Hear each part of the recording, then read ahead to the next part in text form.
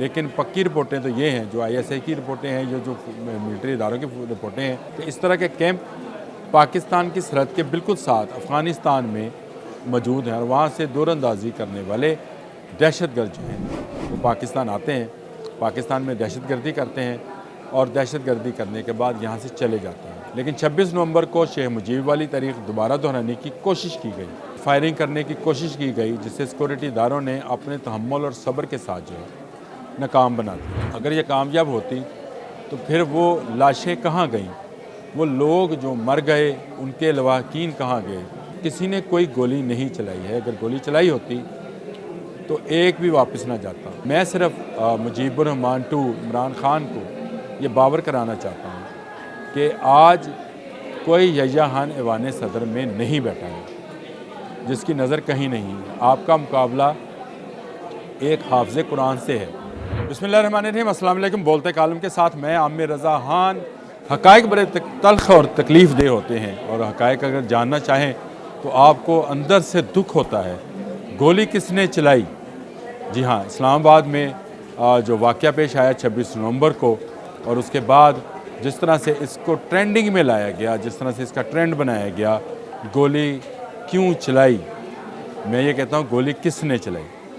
Trend تو یہ تھا کہ گولی کیوں چلائی، اور یہ الزام لگایا جا رہا تھا پاکستان کے اداروں کے اوپر، پاکستان کی سیکورٹی فورسز کے اوپر، اور اس کو باقاعدہ ایک مہم کی شکل میں بیرون ملک سے بھی فنڈنگ کی جا رہی تھی یہاں کچھ لوگوں کو، اور کچھ فنڈنگ جو ہے بیرون ملک کے میڈیا ہاؤسز کو فنڈنگ کی جا رہی تھی کہ وہ اس بات کو پروپوگیٹ کریں کہ سیکورٹی فورسز کی جانب سے کچھ فائر ہوئے، جس کے بعد لوگوں کی جانیں گئیں اور ہمیں وہاں سے نکلنا پڑا۔ یہ اصل میں اسکیپ بورڈ تھی، ایک ایسی اسکیپ بورڈ جس پر بیٹھ کر بشرا بی بی اور علی امین گنڈا پور وہاں سے بھاگے۔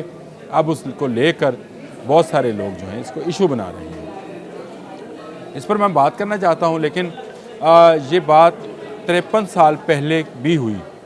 جی ہاں، 53 سال پہلے مشرقی پاکستان موجودہ بنگلہ دیش میں شیخ مجیب الرحمان نے بین اسی طرح سے ہی کام کیا۔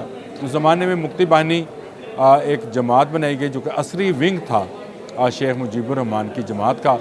اس عسکری ونگ نے جو ہے تربیت حاصل کی بھارت میں، تری پورہ میں، کولکتہ میں ان کے باقاعدہ سے کیمپ تھے، اور یہ جو کیمپ تھے وہاں سے عسکریت پسند واپس آئے۔ ان کو دو چیزوں کی ٹریننگ دی گئی تھی، ایک تو ان کو اردو بولنا سکھائی گئی تھی، اردو اور پنجابی کی وہاں کلاسز ہوتی تھی۔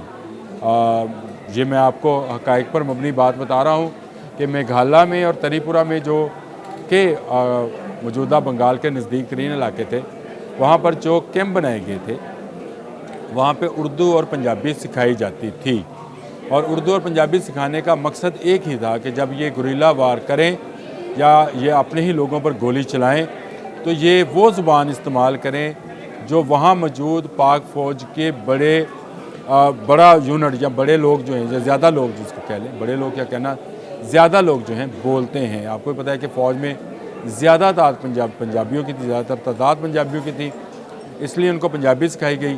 کچھ اردو سپیکنگ تھے، ان کو اردو سکھائی گئی، اور یوں یہ لوگ مکتی باہنی کے لوگ جو ہیں یہ وہاں داخل ہوئے، گھسے۔ انہوں نے وردیاں پہنی ہوئی تھیں، اور یہ وردیاں پہن کر واردات کرتے تھے۔ واردات کے دوران یہ ریپ کرتے تھے، اہم لوگوں کو قتل کرتے تھے، بچوں کے سامنے ماں باپ کو مارا جاتا تھا، ماں باپ کے سامنے بچے ذبح کیے جاتے تھے، اور اس کا سارا الزام جو ہے اس وقت پاک فوج پر لگایا جاتا ہے، یعنی سیکورٹی فورسز پر لگایا جاتا تھا کہ یہ بنگلہ دیشیوں کی نسل کشی کر رہے ہیں۔ اصل میں یہ ایک بہت بڑے گیم پلان کا حصہ تھا، بھارت اس میں مکمل سپورٹ کر رہا تھا۔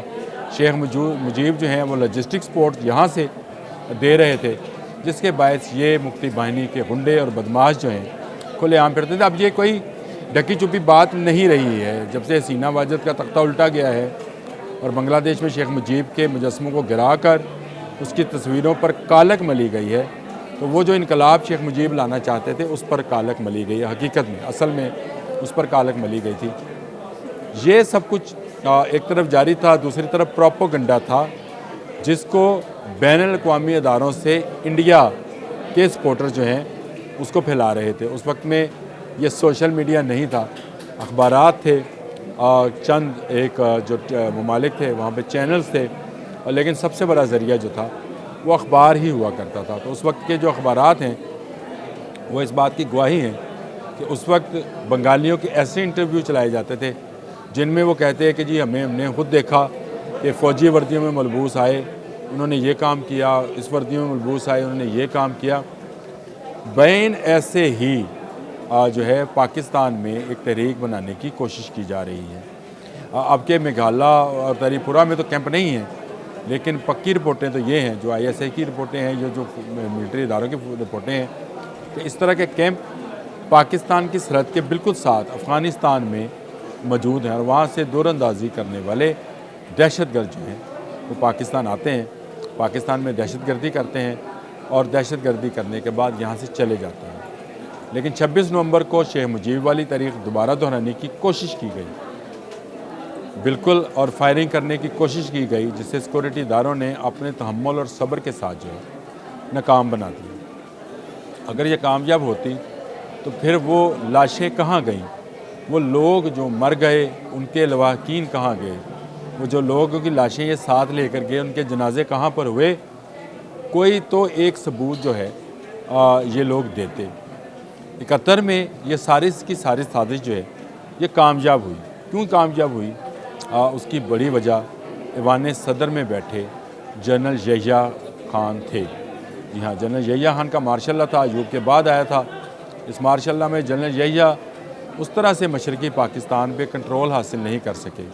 کچھ تو ان کی اپنی بشری کمزوریاں تھیں، ماننا چاہیے، جو بات تسلیم کرنے کی ہوتی ہے اس سے انکار نہیں کرنا چاہیے کہ ان کی اپنی بشری کمزوریاں تھیں، جس میں اب اس میں کیا، وہ جان سے چلے گئے، ان کی کیا کریں، لیکن وہ شباب اور کباب اور اس طرح کی چیزوں کے رسیا تھے، یہ ماننے پڑتا ہے۔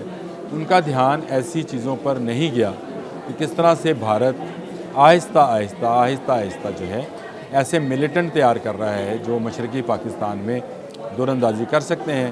بھارت 65 کا زخم خوردہ تھا، اس نے بدلہ لینے کے لیے یہ سازش گھڑی تھی۔ بنگال سے ہی اس کو ایسے لوگ مل گئے جو کہ اب کو بنگالی بھی اس کو شیخ مجیب کو غدار کہتے ہیں، تو اس کو غدار کہنے میں کوئی مذائقہ نہیں ہے۔ وہ غدار جو تھا ان کو مل گیا۔ اب ایک اور سازش جو ہے وہ 26 نومبر کے حوالے سے رچی جا رہی ہے، بار بار میڈیا پر چلایا جا رہا ہے، گولی کیوں چلائی، گولی کیوں چلائی؟ تو کسی نے کوئی گولی نہیں چلائی ہے۔ اگر گولی چلائی ہوتی تو ایک بھی واپس نہ جاتا، نہ بشرا بی بی پنکی پیرنی واپس جاتی، نہ علی مون گنڈا پور واپس جاتا۔ فوج وہاں سے ہٹ کرتی ہے جہاں سے کوئی دیکھ نہیں پاتا ہے۔ تو یہ سارے کا سارا غلط بیانیہ جو ہے اس کو بنایا جا رہا ہے۔ میں صرف مجیب الرحمان ٹو عمران خان کو یہ باور کرانا چاہتا ہوں کہ آج کوئی یحییٰ خان ایوان صدر میں نہیں بیٹھا ہے جس کی نظر کہیں نہیں ہے۔ آپ کا مقابلہ ایک حافظ قرآن سے ہے۔ بالکل، آپ جس کے بارے میں کہہ رہا ہوں اسی کے بارے میں بات کر رہا ہوں۔ یہ حافظ قرآن ہے، اللہ تعالیٰ نے اس کے سینے میں قرآن کو محفوظ کرنے کی اس کو ہمت دی ہے، اور وہ بالکل جو ہے آنکھیں کھول کر کام کرتا ہے۔ مغرب کے بعد اس کی آنکھیں جو ہیں بند نہیں ہوتی، وہ کھلی رہتی ہیں، اور ان کھلی آنکھوں کے ساتھ جو کچھ ہو رہا ہے وہ دیکھ رہا ہے، اور عنقریب یہ سارے حقائق جو ہیں یہ سامنے آئیں گے۔ کس طرح سے ملیٹنٹ، کچھ تو آ گئے، کچھ تو ویڈیوز بھی آ گئی اب تو، کہ کس طرح ملیٹنٹ پشاور سے آنے والے جتھے میں شامل تھے، پنجاب سے، خیبر پختونخوا سے، بلوچستان سے تو کوئی جتھا آ نہیں سکا تھا، کس طرح سے موجود تھے، ان کے پاس کون کون سا اسلحہ تھا، کیسے اسلحہ برآمد کیا گیا، 2000 کے قریب لوگوں کو گرفتار کیا گیا۔ آنسو گیس کے شیل بھی جو تھے وہ امپورٹڈ شیل تھے برازیل کے، شاید وہ بھی استعمال کیے ان ملیٹنٹس نے۔ ان کی باقاعدہ ٹریننگ تھی، بنانا وہی تھا، یعنی قصہ وہی بنانا تھا جو بھارت پہلے ایک دفعہ دہرا چکا ہے مشرقی پاکستان میں۔ اب وہ اپنے کچھ لوگوں کے ساتھ مل کر اس کو مغربی پاکستان یعنی موجودہ پاکستان میں دہرانا چاہتا ہے، لیکن اب وہ دور نہیں ہے۔ آج میڈیا کسی حد تک آزاد ہے، آج میڈیا بہت وائبرنٹ ہے، آج کی حکومتوں نے آنکھیں کھول لی ہیں، اور جو سوشل میڈیا ہے اس پر بھی آہستہ آہستہ لوگوں کو جھوٹ اور سچ کا فرق جو ہے آشکار ہونا شروع ہو گیا ہے۔ حکومت نے BBC کو بھی نوٹس بھجوا دیا، جس نے یہ خبر چلائی تھی کہ لاشیں جو ہیں وہ گری ہیں اسلام آباد میں، کوئی لاش نہیں گری، کوئی کسی نے گولی نہیں چلائی۔ ہاں یہ ضرور ہے کہ مظاہرین کو منتشر کرنے کے لیے پولیس نے اپنی اسٹریٹجی کے تحت لائٹس بند کی اور چند ہوائی فائر جو ہیں وہ کسی جانب سے ہوئے، جس کے بعد بھگدڑ مچ گئی، شور مچایا گیا۔ جس طرح سے جنگل میں آپ کو جس کو ہاکا بولتے ہیں، کارا جاتا ہے جانوروں کو، ان کو بھگایا جاتا ہے، اور اس کے بعد اسٹیمپیڈ ہو گیا جس میں بشرا بی بی جو ایک گاڑی میں بیٹھ کر علی مین کنڈا پور کے ساتھ 10 سوا 10 اب تو وہ کہہ رہی ہیں 12 بجے میں ڈی چوک تھی، انہوں نے ڈی چوک شاید دیکھا نہیں ہے، وہاں پہ چلی گئیں، اور اس طرح سے یہ سارے کا سارا مجموعہ جو اسلام آباد فتح کرنے کے لیے آیا تھا واپس چلا گیا۔ ایک بات یاد رکھیں، عمران خان بھی یاد رکھیں، ان کی پارٹی بھی یاد رکھے کہ یہ مجیب الرحمان نے بھی اسلام آباد کو ماننے سے انکار کیا تھا۔ ملک دو لخت ہو گیا، کمیونیکیشن گیپ بہت تھا، فاصلے بہت تھے۔ آج فاصلے سمٹ گئے ہیں۔ آج جو بات میں آپ سے اب کر رہا ہوں یہ آپ براہ راست اپنے موبائل پر، اپنے سیٹس پر دیکھ رہے ہوں گے۔ اب وہ دور گیا، وہ دور گزر چکا کہ جب کہتے ہیں خلیل خان فاختہ اڑایا کرتے تھے۔ اب ہمارے آرمی چیف، ہمارے پولیس کے سربراہ، ہمارے وہ تمام لوگ جو پاکستان کی سیکورٹی کو سب سے پہلے رکھتے ہیں، وہ جاگ رہے ہیں، اور کوئی ایسی مزید حماقت شاید پاکستان تحریک انصاف کو نہیں کرنا چاہیے جس سے ملک کو نقصان ہو، ملک کی بدنامی ہو۔ یہ جو سوشل بائیکاٹ والا معاملہ ہے یہ بھی شیخ مجیب سے آپ نے مستعار لیا یا گاندھی سے لیا، گاندھی نے بھی کیا تھا اور شیخ مجیب نے بھی اعلان کیا تھا، اور اس کے بعد عمران خان نے اعلان کیا ہے۔ یہ حربہ بھی نہیں چلے گا، لوگ 14 کو کوئی بائیکاٹ کرنے نہیں جا رہے۔ جو آپ نے شیخ مجیب کی پیروی کرتے ہوئے 14 دسمبر کی تاریخ جو ہے مقرر کی ہے یوم شہداء، اپنی طرف سے خیالی شہداء یا مبینہ شہداء کہنا چاہیے، منانے کے لیے، یہ تحریک اس طرح سے کامیاب نہیں ہوگی۔ آپ کو ٹیبل ٹاک کرنا ہوگی، دھمکی دے کر اس حکومت کو گرایا نہیں جا سکتا۔ آپ آئیں، میز پر بیٹھیں، مذاکرات کریں، اگر آپ کے مقدمات ہیں تو عدالتوں میں اس کو فیس کریں، اور ان مقدمات میں جو سزائیں یا آپ کو رہائی ملتی ہے اس کو حکومت کو بھی تسلیم کرنا چاہیے۔ آج کے لیے اتنا ہی، اللہ حافظ۔